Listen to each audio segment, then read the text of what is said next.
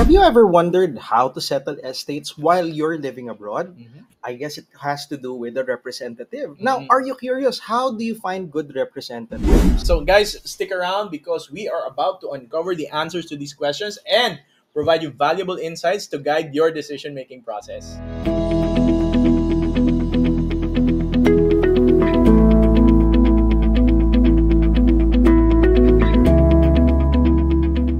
Welcome to Legal Guide Philippines, where we simplify the law to help you make better choices. I'm Attorney Ramon Ramirez, and I'm with my partner, Attorney Erwin Zagala. So today we're talking about how to choose the right representative for estate settlement if you're abroad. So, Attorney Ramon, again, we did a video before and we answered the question, pwede ka bang mag-settle ng estate even if you're not in the country? Pag nasa abroad ka. Yes. Okay? So, Pwede. it doesn't matter whether you're in the US, Japan, Europe, doesn't matter. Singapore, doesn't matter. Yes, you can. In fact, nakwento nga natin yung anecdote na around 70% of our estate settlement clients involve people who are not here in the Philippines. Totoo. So, pwede. And we do that specifically through representatives. Yes, yung mga tutulong sa inyo na nandito sa Philippines. So, in this video, what we want to do is to give out some tips on how to find the right representative. Yes, sana makatulong tayo. Basically, paano amuin kung tama yung pinili mo. Alright, Okay, let's so do it. first point to look at is first identify a trustworthy individual. Of course, everything starts with this. Kasi kung hindi mo mapagkakatiwalaan, then there's no use. Yes. Especially hahawak kasi ng pera. Pera, ng mga dokumento, Titulo.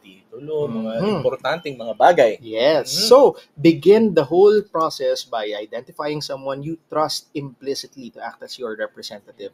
It's crucial to choose a person with integrity and reliability, especially considering the sensitive nature of estate matters. Very good. Diba? Attorney Ramon, what's the second tip? I think the second would be we need to consider yung local connections ng representative natin. Okay, so, when you're selecting our representatives, it would be very helpful na meron siyang local connections. No? May mga kakilala siya.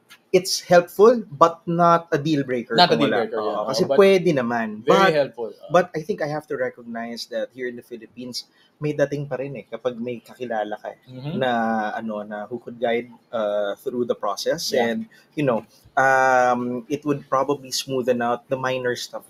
Right. Diba? Right. And usually you get these people with local connections. Yung mga taong nagsasettle na talaga din ng estates as part of their day in, day out ng work. Yes. Ayan. So this can be anyone, no? It doesn't have to be the people like us. It can be maybe your close family members, close friends.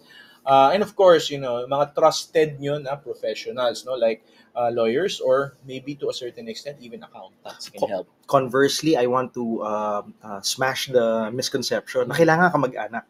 Hindi rin kailangan ka mag-anak. Yes. Doesn't have to be related to be a representative. Yes, lalo na yung mga kamag-anak na nandito na naiiwan here at the Philippines doesn't necessarily mean that they will have the time and the wherewithal or to the ability to help. Diba? So, let's explore.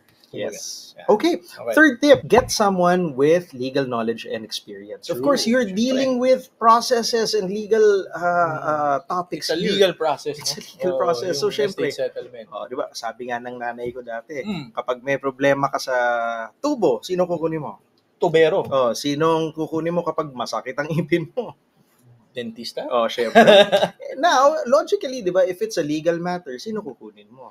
Well, generally, sana yung may alam sa legal. Doesn't have to be a lawyer, pwedeng service provider who is familiar, but definitely someone with a working knowledge of how the whole process works. And better kung lawyer, actually. Of course. But don't start off from ground zero. Get someone with experience na para mas mapadali, di ba? Attorney Ramon, what's the next step? Oh, well, you have to ensure na itong taong to will be available and accessible during the time na tinutulungan ka niya sa estate settlement process. Kasi kahit gaano kagaling nga yan, di ba? Wala naman. Kahit, and we've experienced a lot of this, no? Yung some of our clients, minsan lumilipat sa amin, no? Kasi yung una nilang nakuha ang service provider, sobrang sikat, sobrang galing, no? However, because sobrang sikat and sobrang galing, sobrang high profile, hindi na-aasikaso yung some of their work, no? Sikat ka rin naman, Attorney Ramon eh. Sakto lang.